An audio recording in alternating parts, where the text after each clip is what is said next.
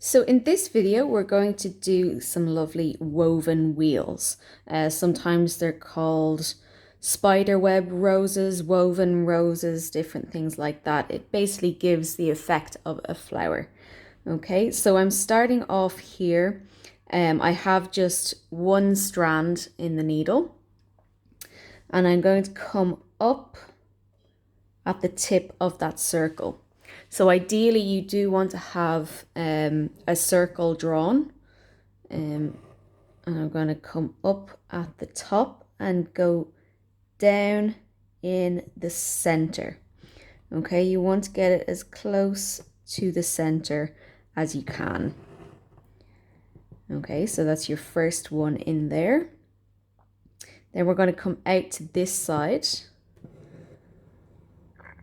And again, down in the center. And then over to the other side. And down in the center. And then up over here. Down in the center. And again on the other side. So you can see the closer you are to the center, the more even your stitches are going to be there, okay? And we're making this kind of star shape. So you have 5 points, and you want them kind of evenly spaced, but it's not the end of the world if they're a little bit off. I'm just going to do some stab stitches there to hold that in place. And I'm going to get rid of that needle and thread. So that's step one. You want to create this star shape with 5 different spokes in your wheel. And then you're going to get 6 strands of the same color. Now you do want to match the color as closely as possible, just so that you don't see the spokes as you stitch with the other thread. And you want your 6 strands, they can be a little bit longer.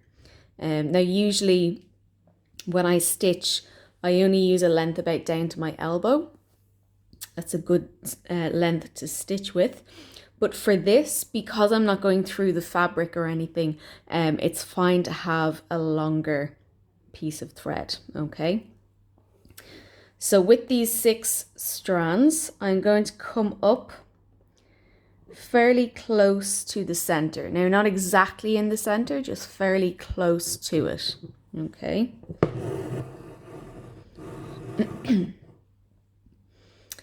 And then I'm going to go around this wheel, going over and under the spokes, okay? So I'm going to go over the first one there, and then I'm going to just slip my needle under the second one and just pull the thread all the way through. Okay, so I went under that one, which means I'm going over the next and then under the one after that. So you're constantly alternating over and under. So over and under. And now, because we have an uneven number of spokes, we have the 5 spokes, it will automatically alternate each time you go around. So you can see I'm back to the spoke I started over, and I'm going under it. And that just happens automatically as you go around because you have an uneven number of spokes. Okay, so you don't need to worry too much about that because it just happens anyway. But just to explain, and you're just going to continue with that, going all the way around. Now you want to pull tight enough that there's no gaps in between the thread, but you don't want to be too tight either, or your rows will look all tight and bunched up in there. Okay, so just keeping a nice tension on it.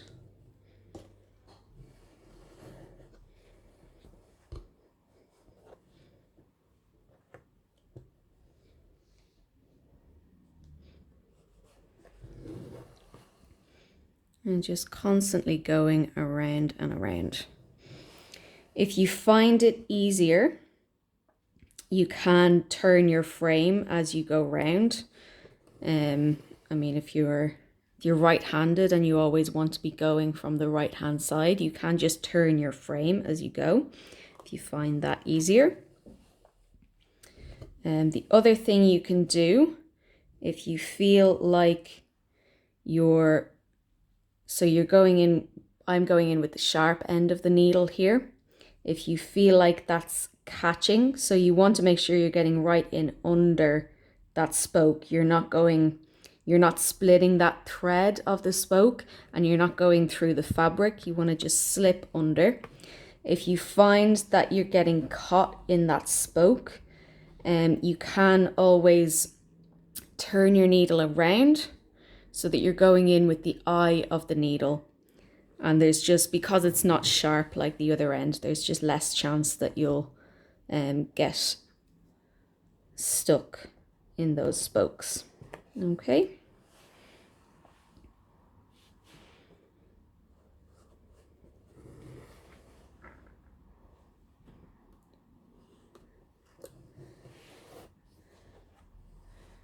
So you can sort of start to see it forming a rose shape there.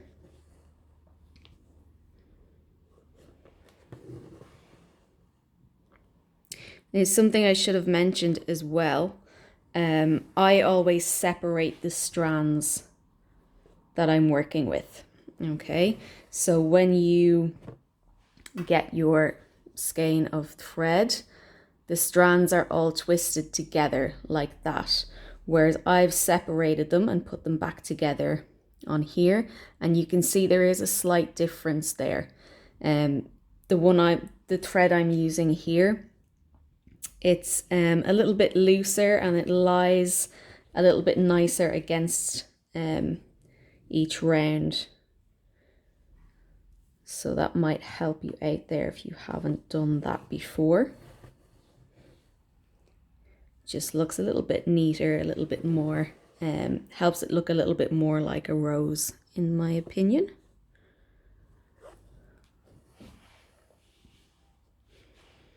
As I said, I'm using 6 strands here, but you can always use more. I mean, if you have a big enough needle, you could use 8 strands, or you could use 12 strands if you really wanted to. It's up to you.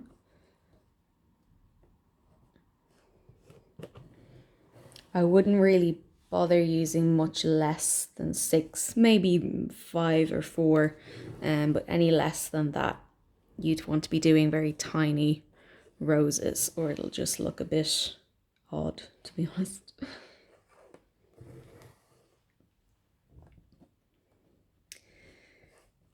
Now I'm just going to show you, I'm going to pretend that I'm running out of thread here so that I can show you, if you do run out of thread in the middle of a rose, how to go about that. So I've just gone under this spoke here, so I'll be going over this one and I should be going under this one. So if you're running out of thread, or if you're finished your rose, instead of going under that, you're just going to pierce the fabric at that spoke. Okay, you're going to go through the fabric there and just pull that in. Okay, then you'll finish off your thread either with your stab stitches or if you use a knot on the back. And then when you come in with your new piece of thread, you're just going to come back in where you left off. Okay, so I went down under that spoke, so I'm just going to come up with my new piece of thread on the other side of it. Okay, just in there.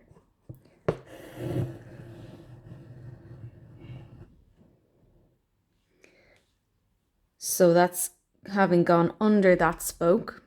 The next one is over and then under. And now you're back to just stitching or weaving around that wheel as normal. Okay, so you just, wherever you need to finish, you go through the fabric and then you pick up at the same point.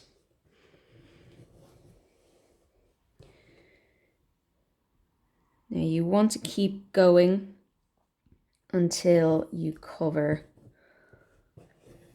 your spokes completely, and if you've drawn a circle, of course you want to cover any lines drawn on the fabric. So I'm going to continue on with this all the way around.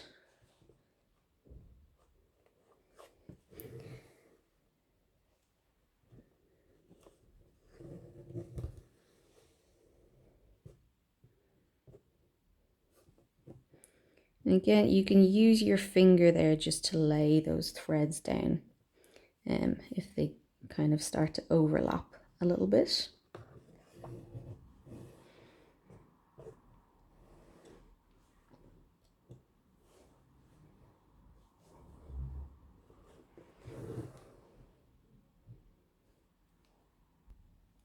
Now, as you fill up and you're getting out to the edges, it can get a bit difficult to see where your spokes are, okay? So I've just gone under a spoke there. So what you can do, you can kind of use your needle just to feel around where there's a spoke, okay? So I've gone under that one. That's my next spoke, so I should go over that one. And then my next one is over here. So that's where I'll go under. And again, if at this point you might want to use the eye of your needle rather than the sharp end, so that you don't split your threads or go through the fabric or anything. You also want to be careful not to catch the lines that you've done already, so not to catch the previous round of your thread, because as you pull through, that can kind of pull that and distort your lovely rose shape. So I think I'm pretty much done there. I can't really see any of the spokes or any of the line drawn on the fabric there. So what I'm going to do is, again, same as I finished with the other piece of thread. There's one spoke there I should go over, and the next one I should go under. So I'm just going to put the needle through the fabric at that point and just pull through.